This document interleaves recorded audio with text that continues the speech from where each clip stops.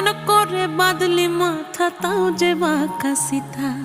মেদিনীপুরে রায়না চিরন বাঁকুড়ার ওই ফিতা, আর যতন করে বাঁধলি মাথা তাও যে বাঁকা সিথা।